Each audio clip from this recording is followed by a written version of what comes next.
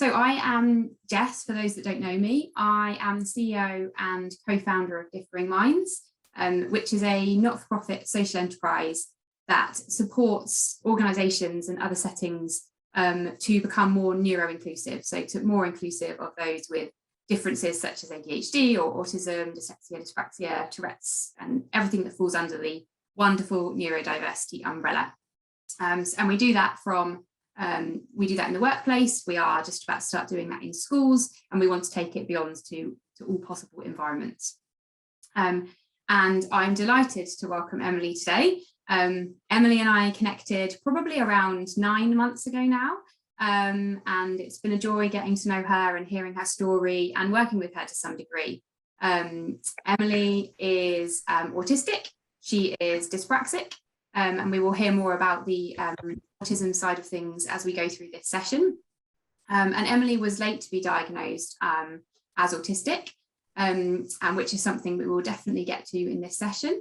And prior to that diagnosis, she in employment had worked in education and in museums, and post-diagnosis decided that she wanted to spread the word and raise awareness about autism. And so she now she founded and runs her own very successful business called Emily, Autism and Me, where she does a whole host of things, including training and other initiatives that raise awareness of autism and improve the lives of autistic people like herself. So thank you, Emily. I'm very excited, as I said. Before we get into the session, is there anything that you'd like to add in terms of an intro to you?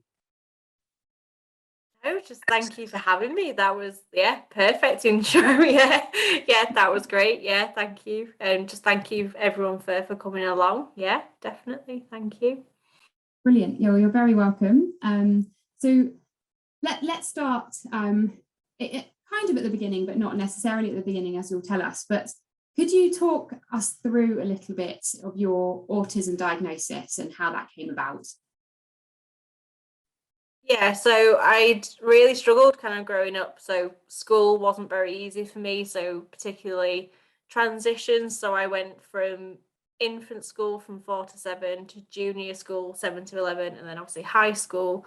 And those transitions brought about what my teacher said was just high anxiety. I would cling to my mum going in. I just couldn't manage the transition through those different schools.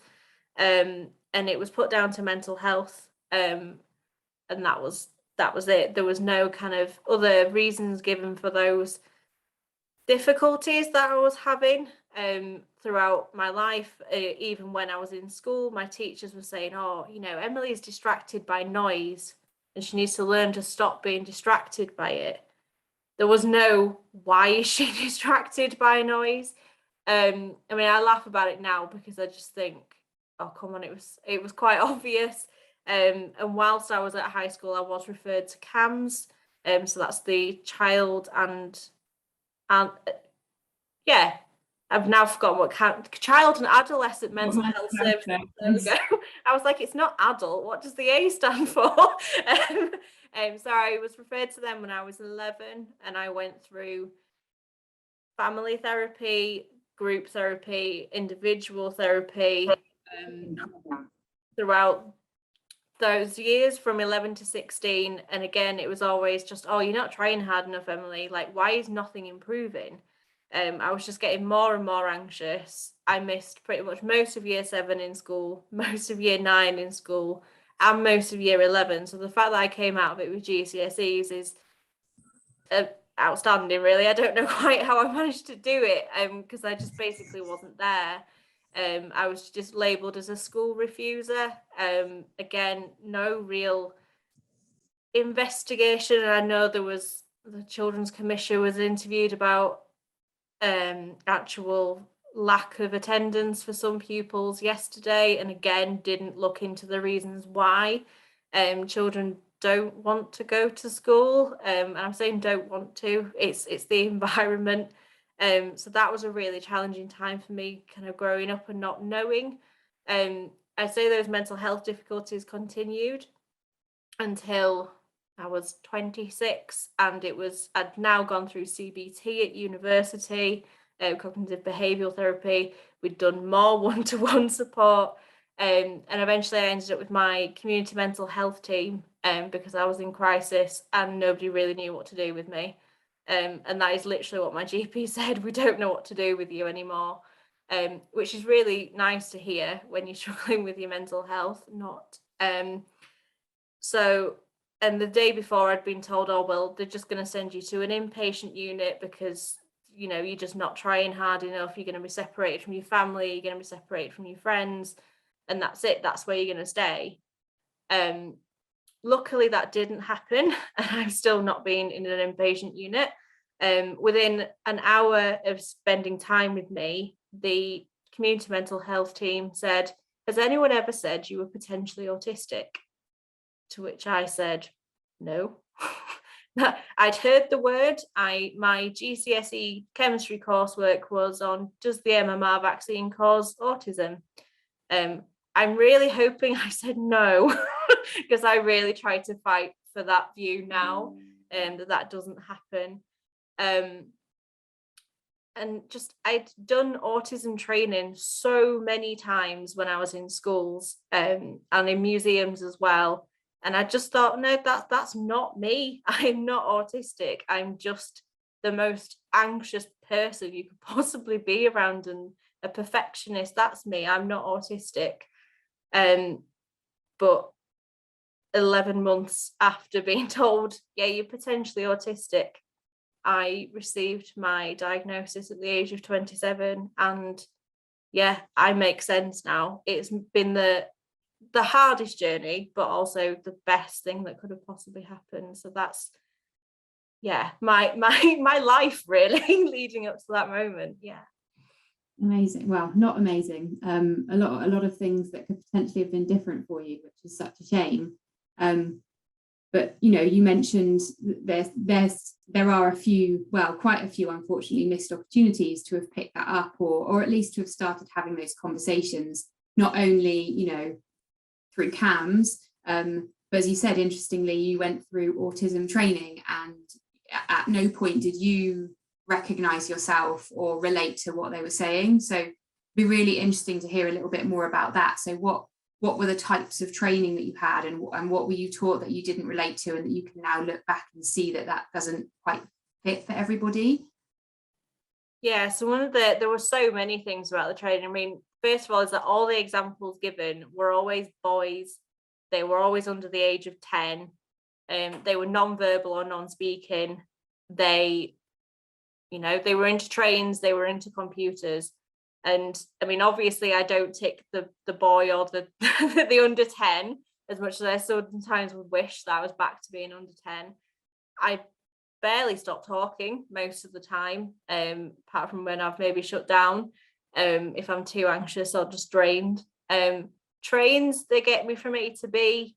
That's about where my interest lies. I find them quite sensory demanding environments to be in. And then computers, I mean, I would say one of the biggest causes of my overload is computers.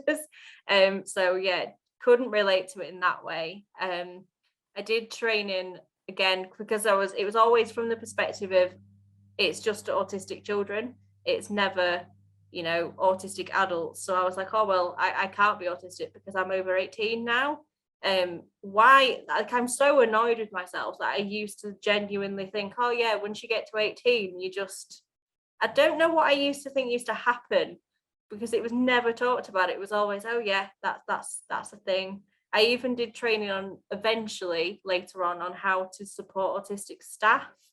And again, all the focus was on children. So I was like, so confused. I've been in training where people have done impressions of autistic people and how we apparently walk. I mean, not to go into too much detail, but I have physical health conditions with my feet, so I walk differently anyway. But I was sat there thinking, well, that's quite offensive, and I don't walk like that. Like, I don't understand how, like, autistic people don't walk in a particular way. It was always, oh, this is what an autistic person looks like they always have headphones on. There's a video out there that says autistic people will always have fidget toys in their hands. Well, here are my hands. I don't have them in my hands. I have one next to me, but I don't have one in my hands. And we don't have horns and a tail. And I was like, well, brilliant. So you're essentially saying autistic people aren't the devil. And I've even been on training just since my diagnosis to try and get more information for myself and to understand myself better.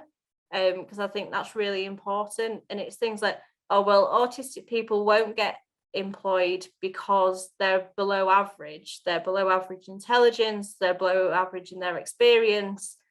And I just think you're just excluding a whole group of people who can bring so much. So I think I've been offended by training, and I wasn't sat there going, yeah, that's me, because I think I masked a lot as well. And I know we were saying yesterday, having had COVID, I'm now so fatigued that I don't mask anymore, which is great because I don't have to put up that mask anymore.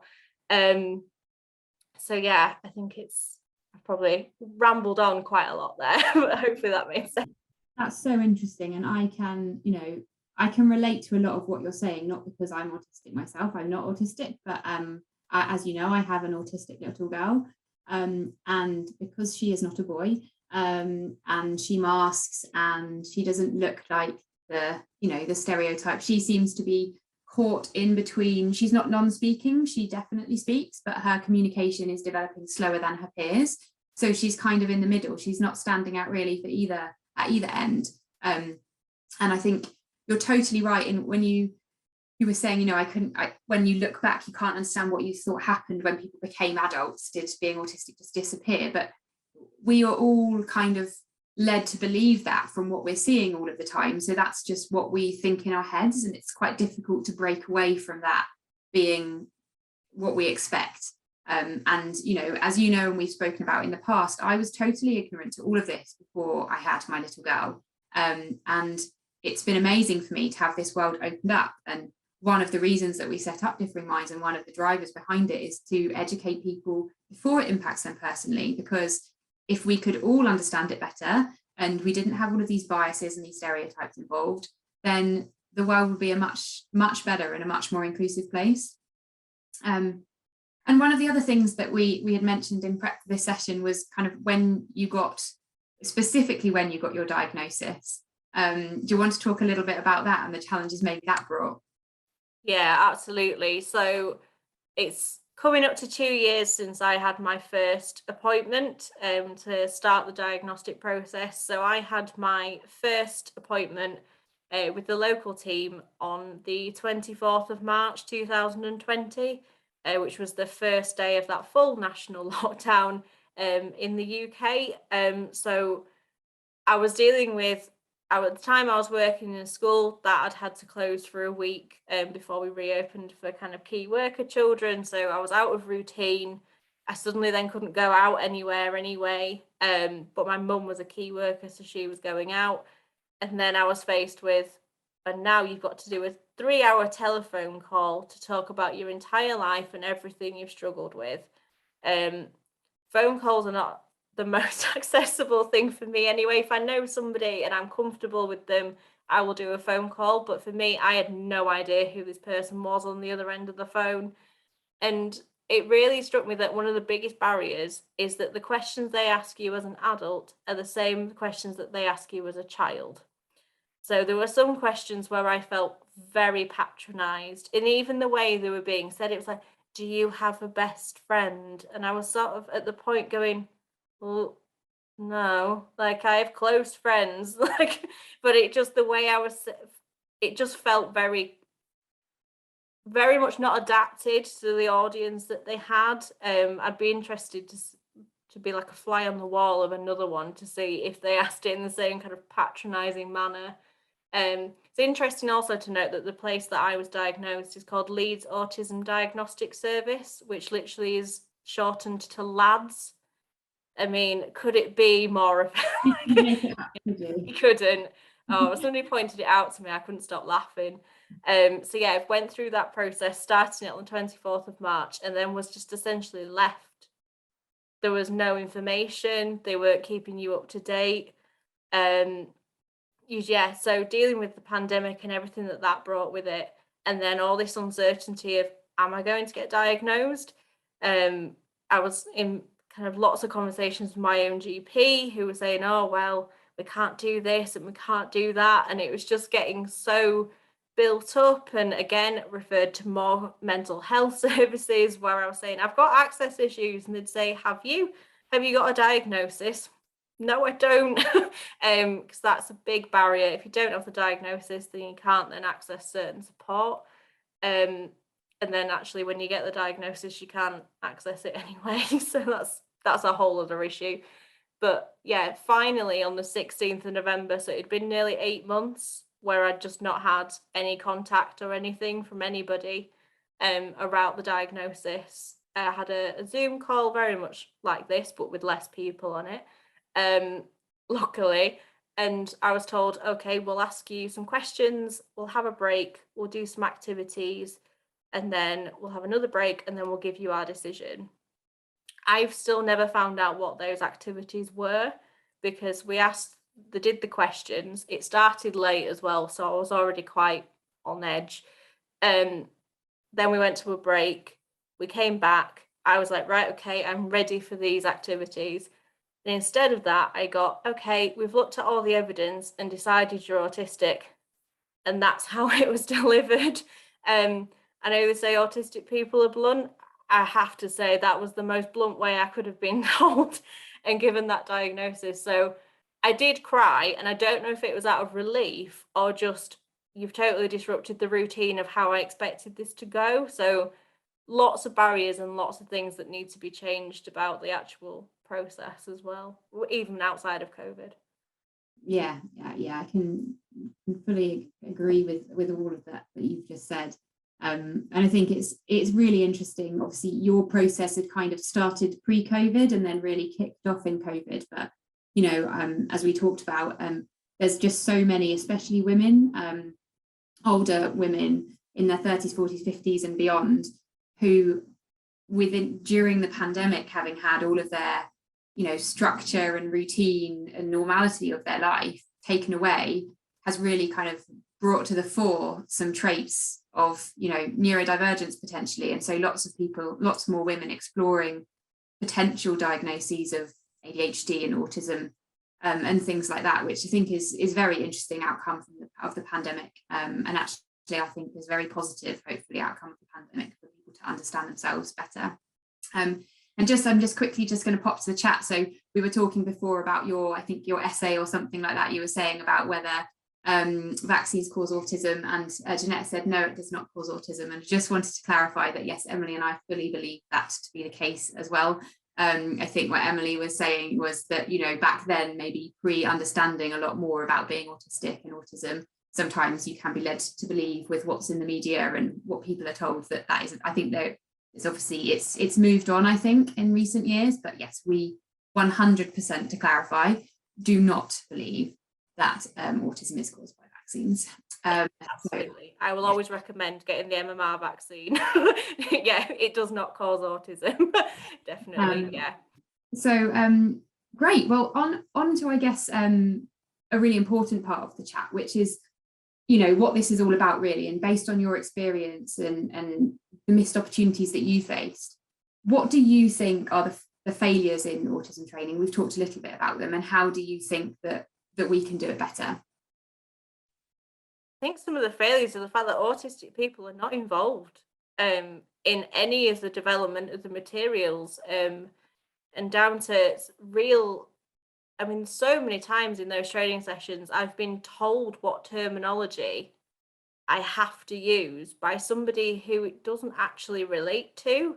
Every training session, it was always, you must say person with autism.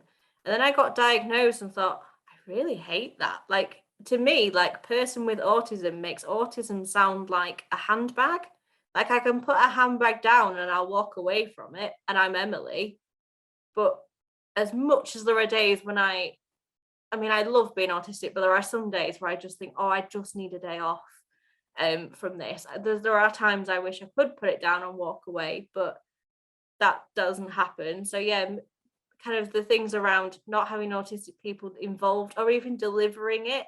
I think there is a bit of a misconception around what lived experience of autism is.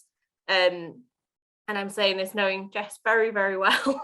I know sometimes parents of autistic children will say, oh, I've got lived experience of autism. And I do, do have lived experience of being a parent of an autistic child, but not lived experience, although who knows, maybe also undiagnosed. That's a whole other webinar in itself. But yeah, finding out actually who is, where is it lived experience, or is it kind of experience through somebody else that you're actually bringing in.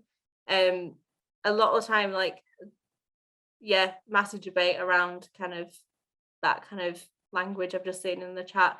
So yeah, definitely things like that. So lack of kind of understanding around terminology. I think accepting that actually some people will say autistic, some people will say person with autism. Almost very much seeing it as a separate thing to everything else. So for me, like, I do have, as Jess said, I am dyspraxic, I do have anxiety, but absolutely, like, it's different things, and like it's not just an isolated thing. Like it's very quite unusual to be just autistic and nothing else. So that's that kind of that neurodiversity umbrella of lots of different conditions that you are likely to have more than one. But I think, yeah, and even dismissing experience in training as well. So when I've spoken up in other training sessions that have been delivered by people who genuinely went, oh, I've studied autism at university.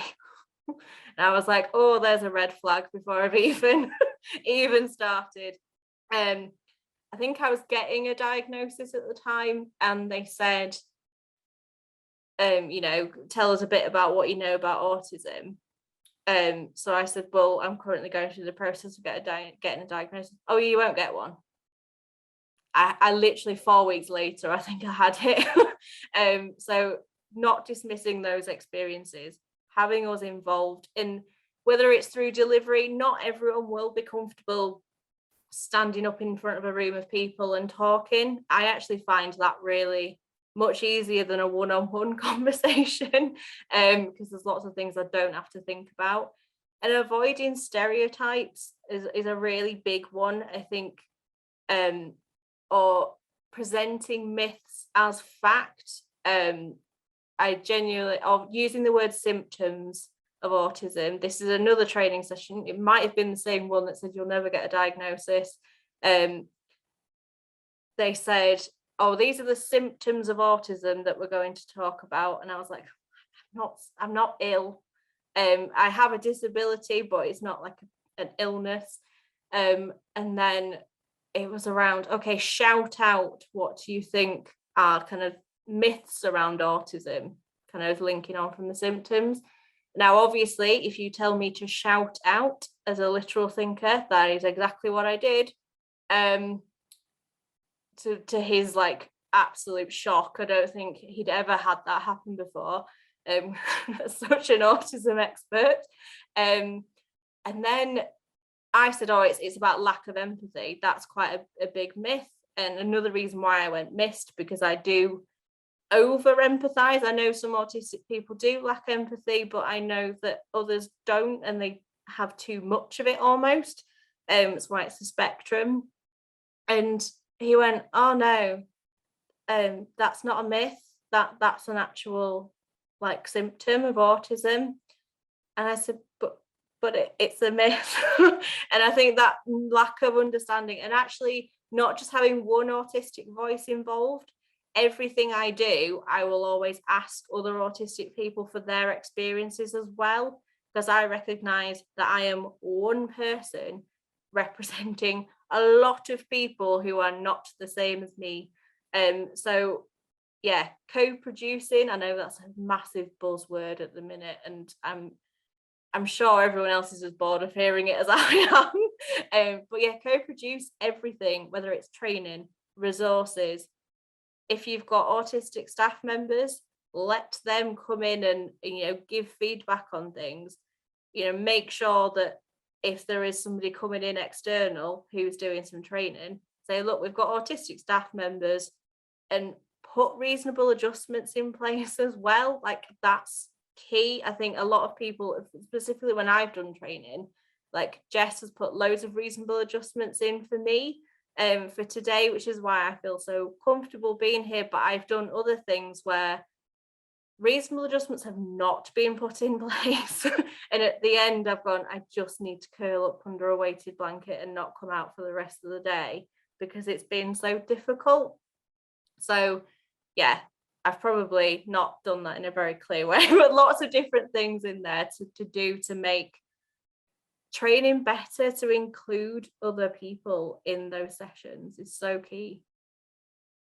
I think that was really useful. I hope other people felt the same. And I think to touch on a few of your comments. So, the parent piece, I kind of, as you know, one of the things I was very conscious of when I set up Differing Minds was that this wasn't about me. And I do wonder whether I can bring my own lived experience of ADHD, but that again is a whole other webinar we're exploring at the moment. But I'm not autistic. I'm 99% sure I'm not autistic, and I wanted to make sure that I was representing the voices of other people, and as you were saying, multiple other people, because to use your empathy example, you will have some people who are hyper empathetic and some people have no empathy, and just like you probably would have, but maybe not to the same extremes, for people who aren't autistic.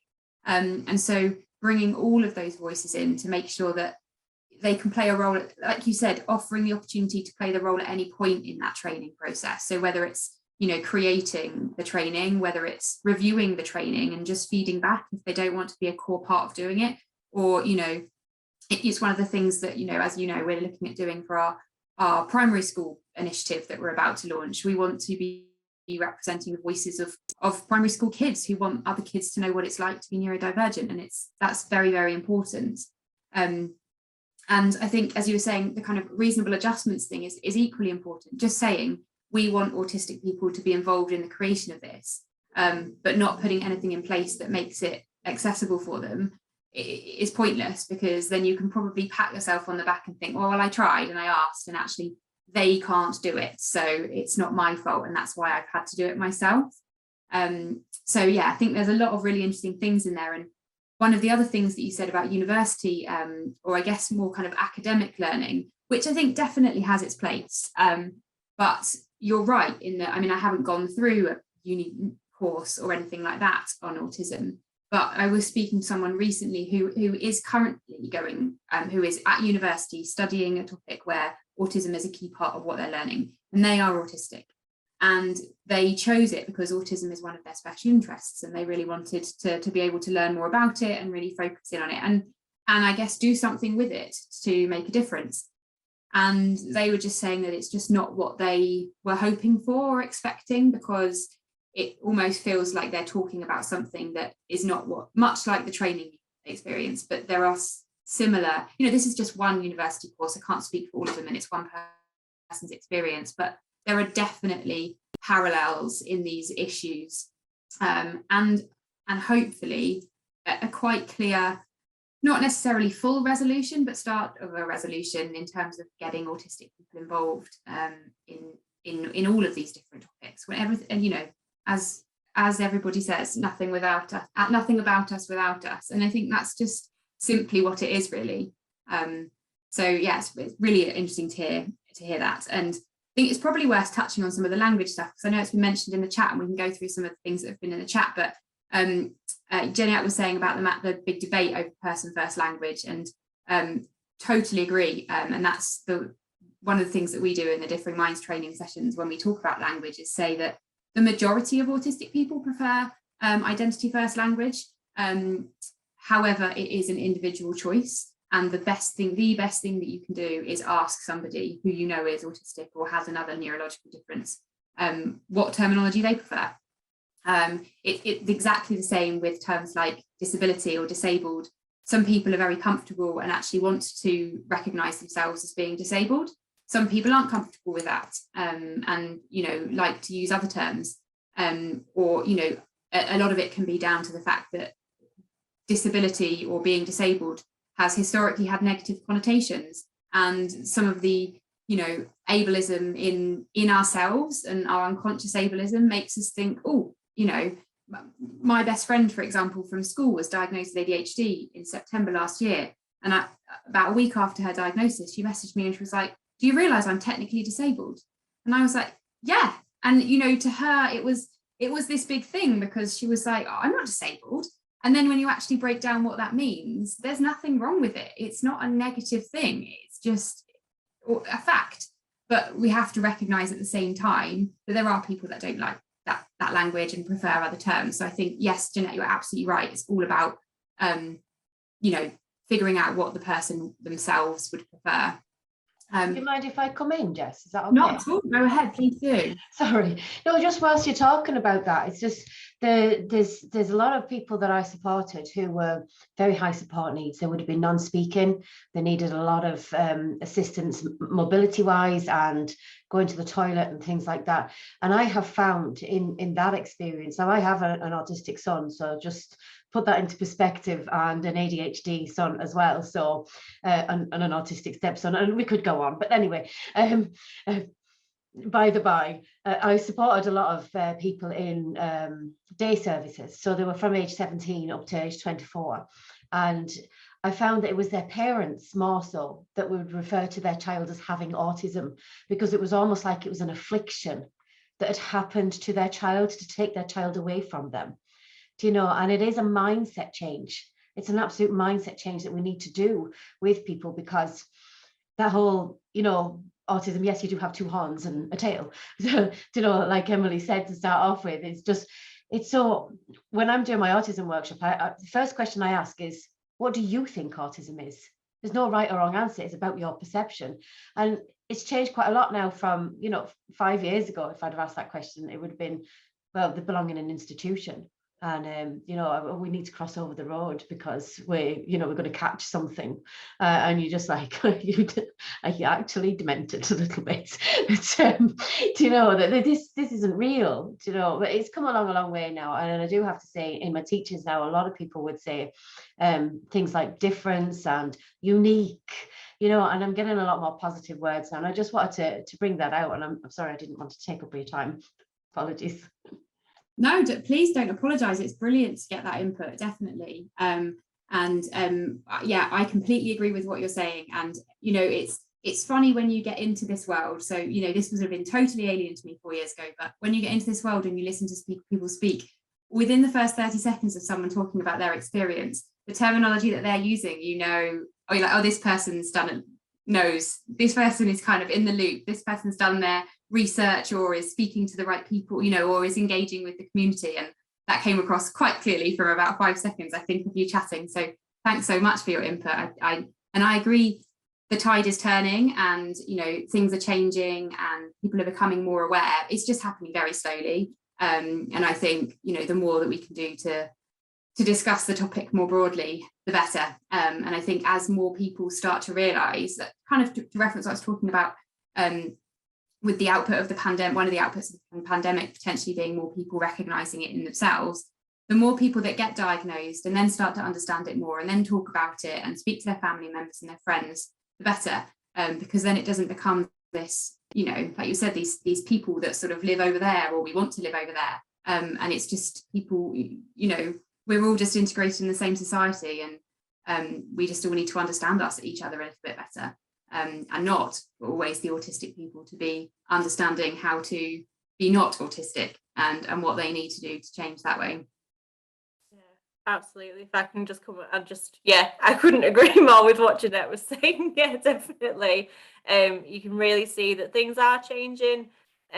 Definitely, I went to, as part of my degree, I had to go to a specialist provision where I'm from. They're called SILCs, so specialist inclusion learning centres or something. That's probably wrong.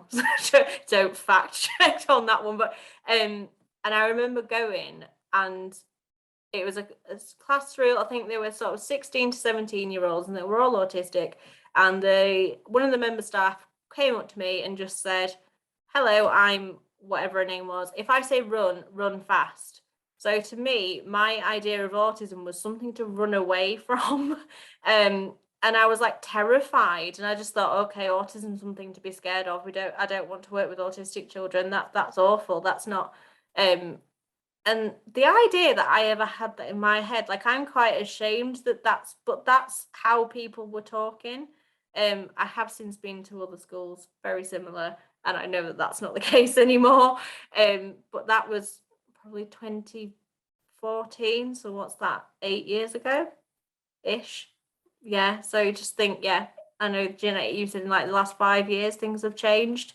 And that's positive to hear that those things are changing. Yeah, just hope that things continue going in the right direction.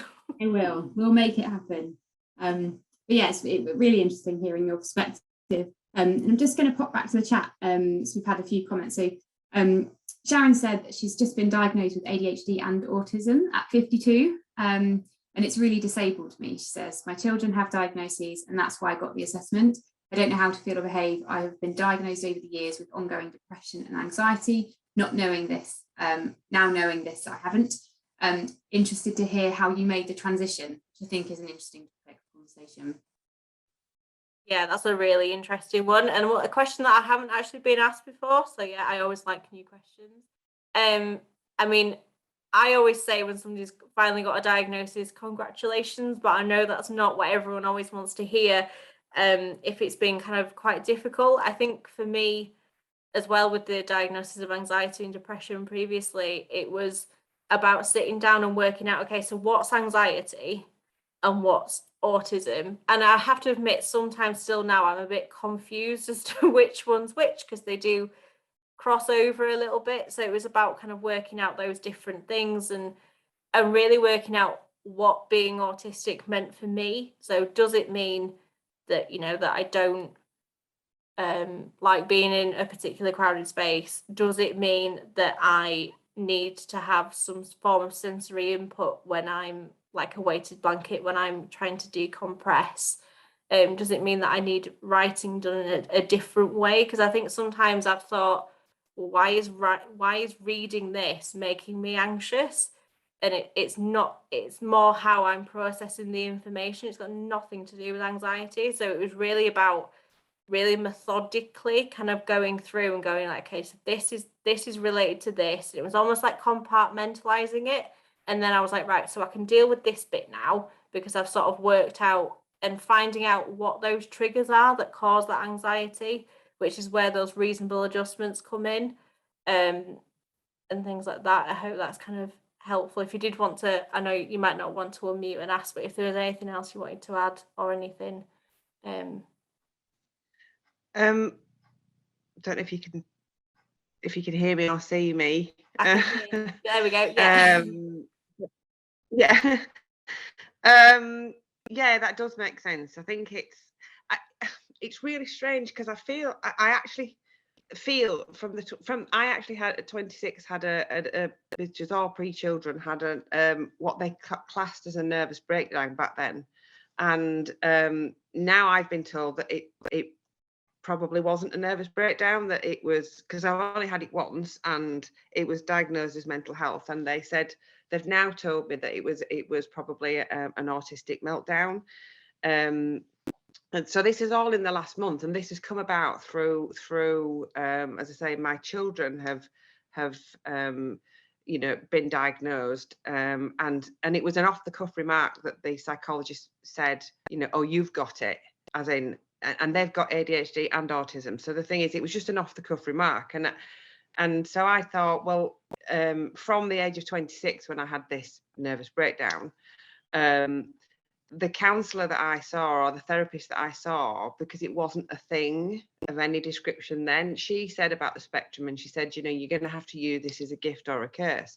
So I always sort of knew something was different, and embraced that. And she gave me coaching skills she didn't say name the difference, but she just said it's this spectrum. And I think the ADHD bit didn't surprise me. That wasn't a shock. The autism did. But makes, like you, makes so much, it makes a lot of sense to me.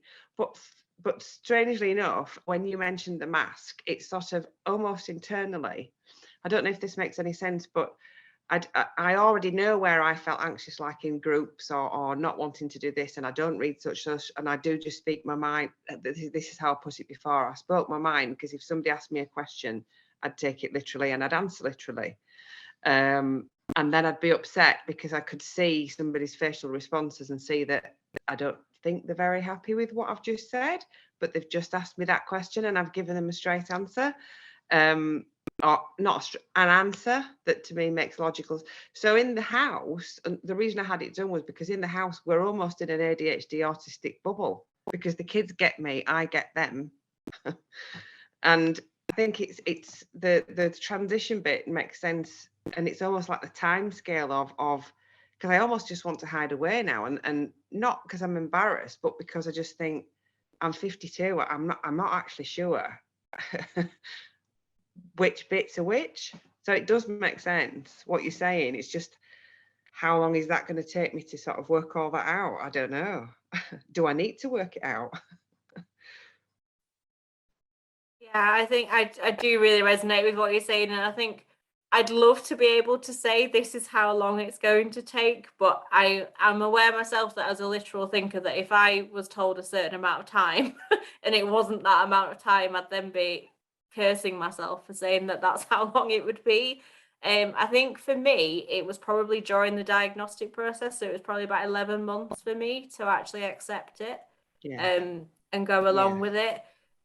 But I think I was surrounding myself with a lot of other autistic people, and I was talking about it to my friends. It became like my specific interest, in that wherever I went, well, I say wherever I went, during lockdown, when I was on Zoom, it would be all that I would talk about, which I suppose most people then went, oh, do you know what? She maybe probably is.